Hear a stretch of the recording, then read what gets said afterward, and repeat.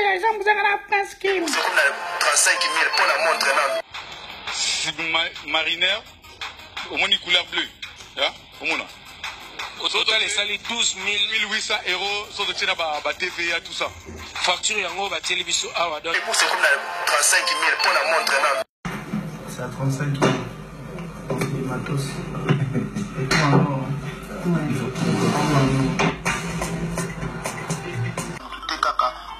aye osa émission de bandeliti suka ndilaka munguya na somba kibo Jean Muzenga na kisa yemu dobana mama na mama television na ye otala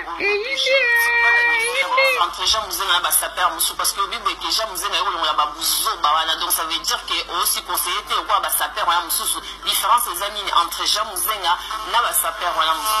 donc grande différence c'est ça que Jean Muzenga tant azoleka après ça leur message au boyo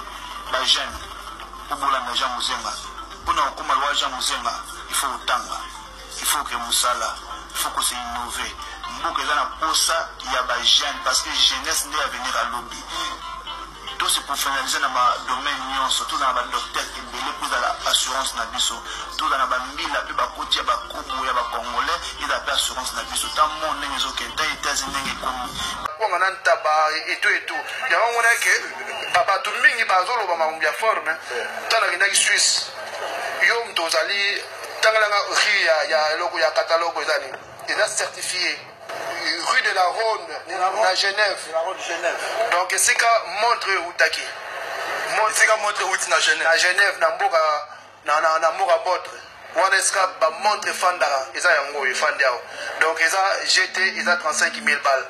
On est dans le montre à pas mettre 5 000 balles dans la Nengeja Muzenga. Attendez si mon client ça peut comme jamais ma soleil continue toujours Nengeja la gaga et donc merci à vous tous n'essayez que ne pas délire. Ça peut comme jamais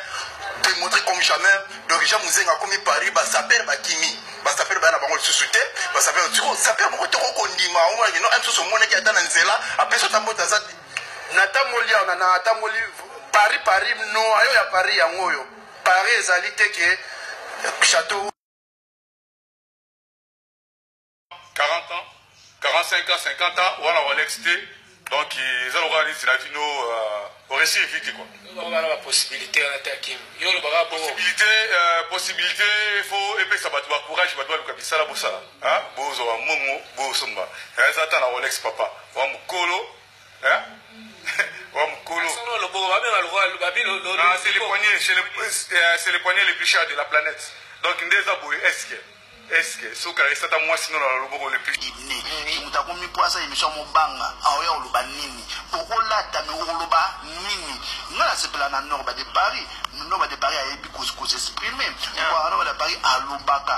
attendez on a Kim na sipra nenga sa émission na ye do nenga idolo ngata la fond ya mutu na tala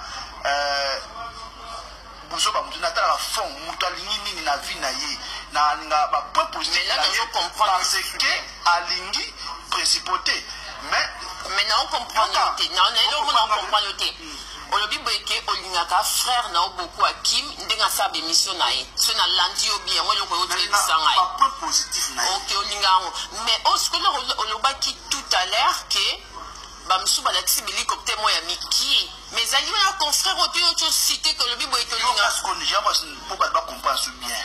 Jean Muzenga zo osani muto azo yo ba ke blouson le plus cher o ça pas de sombre immeuble makamona na linya moté yango nazoya kopeta na ko banaliser makambo nyonso wana plus normal pour Congolais comprendre que nyonso c'est possible surtout dans l'ambition na vision nyonso est possible que mutaya ko traumatiser batu parce que alati mo chaussette mo boya gobo sabi te chaussette yo soma nini kwa commune ya nini kwa ya ngaba isala kate moko se prendre ndenge ni ko bayoka yo osa ndeni ko bayoka yo mene nazo ba bonnes don l'escana à travers la micro à travers les émissions il y a on nazo ba que système là de tout soigner mais pourquoi yo moko te mutfo bandango appelé ba omona ki Jean Muzenga a changé méthode biso be photo le casco to landaye yango kaso mo ata méthode oyo tozo beta oyo l'émission bo izalate lobelu ezate na kati ya so beti na ba saper nyoso lobelu ezate et lobelu ezaka pa Jean Muzenga donc et donc lobelu ndezo laksaki progéniture à lobby et ils ont que bah jeune bah cause lobby loyo parce que donc on a comme ça là bah publication il y a bah ni na bah groupe bah dans on y aura un mais loyo bah dans on publie na bah groupe donc pourquoi que les gens vous en a déjà loin donc les gens vous en a dans mutu il y a nana 5 ans d'avance pour les cabango et ce bien que bah jeune à l'élo bah là pour ça il y a avancement bah jeune à l'élo bah là pour ça il y a bah là bah entrepreneur bah là bah indépendant un peuple où ils sont indépendants c'est un peuple fort c'est un peuple où il y a aussi une économie en mboka surtout aux hommes à mamouya mboka ne autour de l'anga ok tout quand ça quoi mboka mboka il y a on a azul là dans azul bah ok tout ça pour ça il y a une communauté fort tous à débat tous les billes dans Europe mais tous les impuissants tous les billes mais tous les puissants tous les indépendants tous les boutique tous les alimentation tous les boulangerie tout ça la restauration rapide absolument le marocain le libre donc là pour ça avancement dans la communauté c'est ça et c'est que Jean Muzenga azo ma boule naïe boule moins élargie boule moins universelle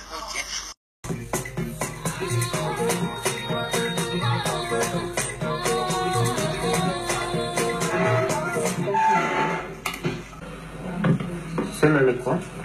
35 000. C'est quoi 35 000.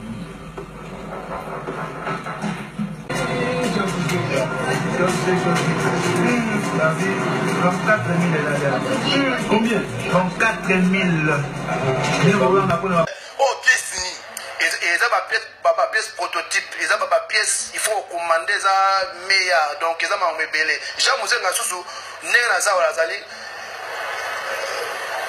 top modèle.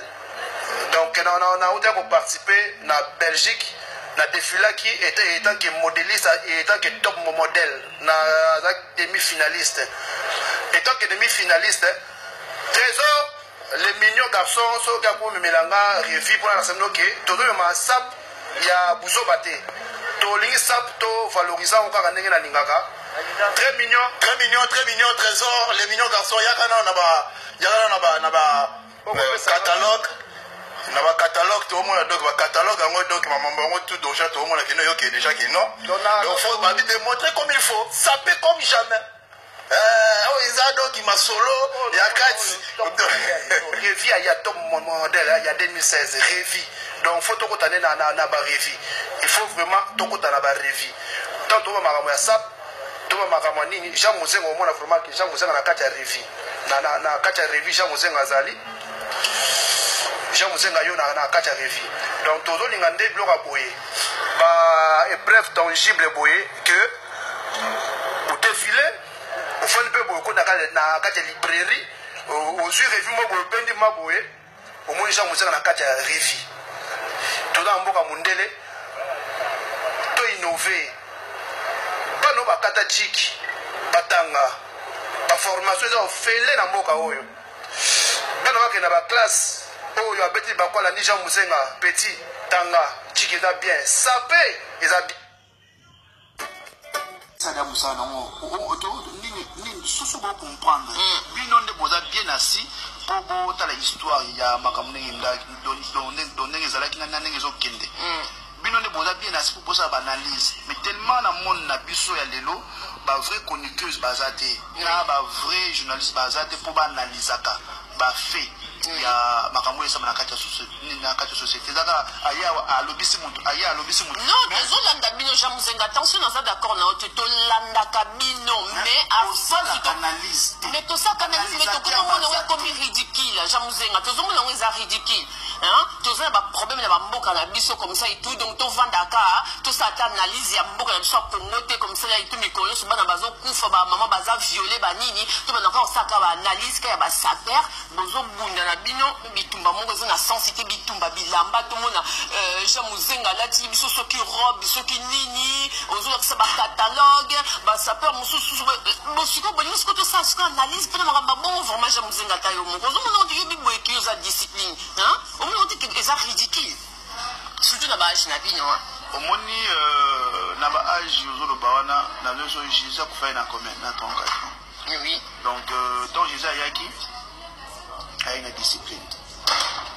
a une lobelo kola parisien te docteur ya tawona te c'est pas avec Jean Mouzenga tanga na ye na langage mosusu yango etouble ba tebele. Donc mais langage ne jusqu'à présent vous expliquer un peu langage en ligne parce que qui ridicule on te trouve on pas la biso ba ndeko na biso ba noir ko minde bazaka na ngoti mais na type le micro cas mais string toi donc tu la tana loba donc ezani mais ridicule nga na lobby que bino faut ça l'analyse mais ozong singa na point ya mboka oui ok pour na loba mboka tous na ba biso na ba musicien na politique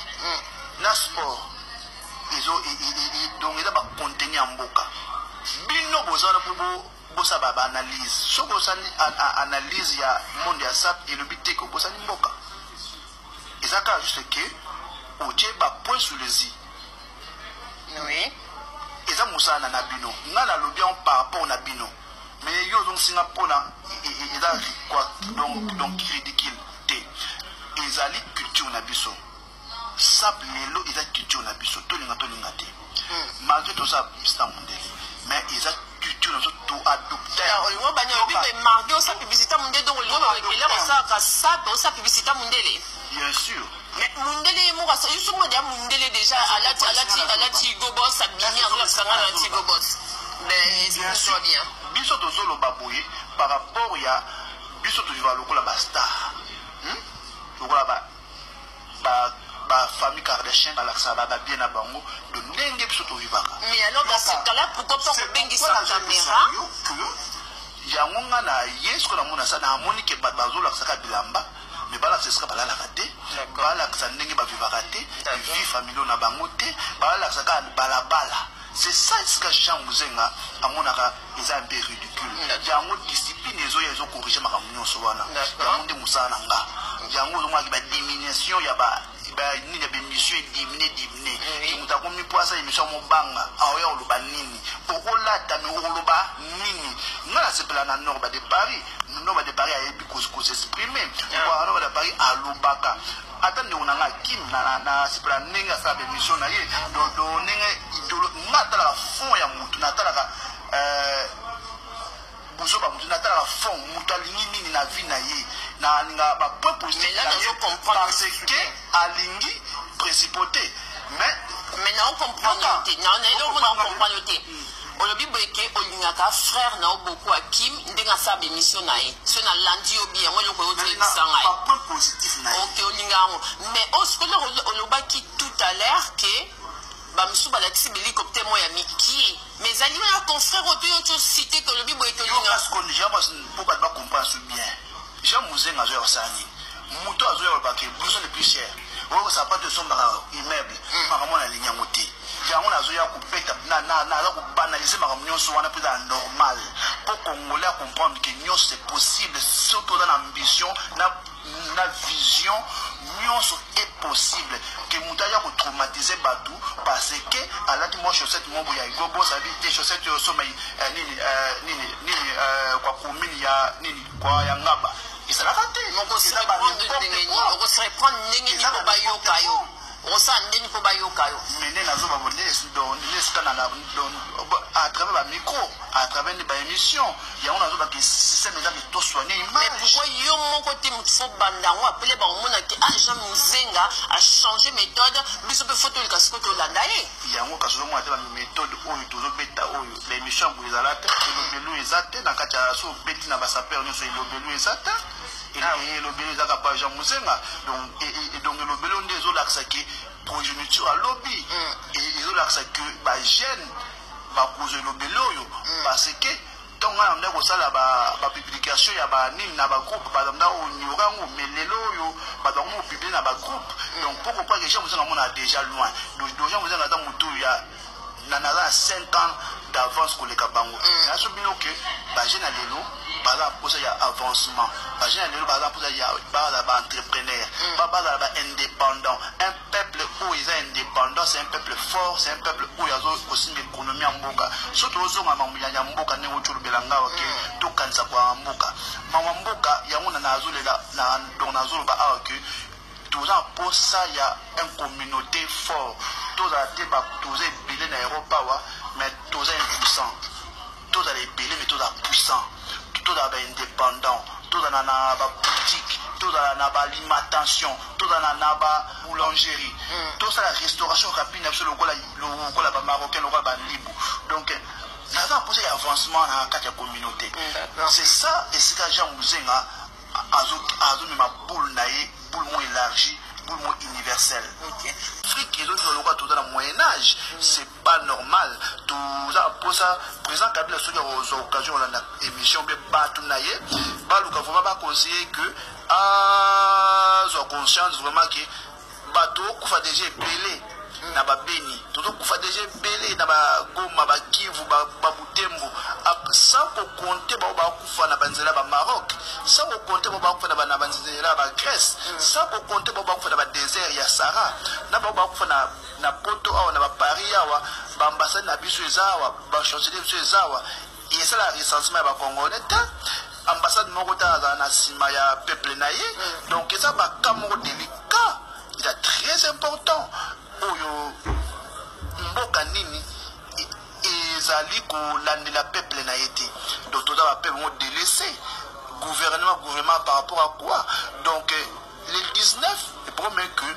peuple a mis en charge soulèvement populaire yangonde osa libération mboka, ou bien président Kabila a comprendre que a sauvegardé makila ba congolais, a lâché éponge, à ça c'est des mandats. À ça, c'est où il y a sala. À cause de nous, soyez mon côté. Mouton, il y a un asma baxka juste maïl et naïe. Ils ont bon monde à avion pour moi. Avion pour moi, il n'y a pas de moko. Moussa baxi, quoi, les papous, moussa qui avion pour moi. Pourquoi ce bafouet ou qu'à cause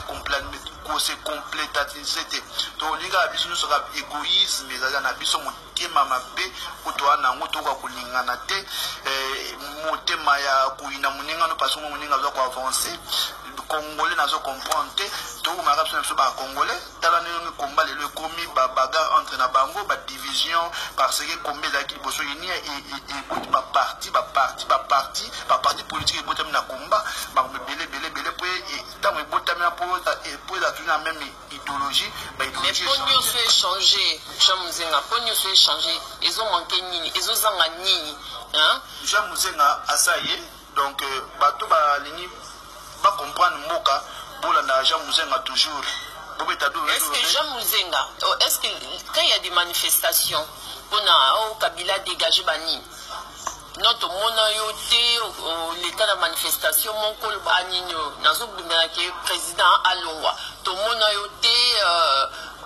Jean Mouzenga, ça l'interview, mon coboy, comme c'est toi le baboy, que oui, tu as changement dans mon cannabis, mais tant que ne peut pas sa père. Donc on s'est appelé quelque chose comme ça, tu vois, quand il y a entre bino, peut-être ça là qui est, toi tu as un message pour l'homme ça, pour quand il y a des clics, l'homme ça, un message dans le passé beaucoup mieux. Qu'est-ce que tu en penses? Quand il y a des images dans ça là, il y a un bain déjà pour connaître une kukoloba, pour dénoncer. Il y a une bande dans le bain qui n'a toujours na ça la expertise, mais il y a ni quoi, il y a terrain, na mon combat, et ça y nango. Il y a une idéologie à combattre. Et ça là qui déjà. Donc, tu es un homme intelligent. Je salue quand même ton intelligence. Qu'est-ce que ça passe?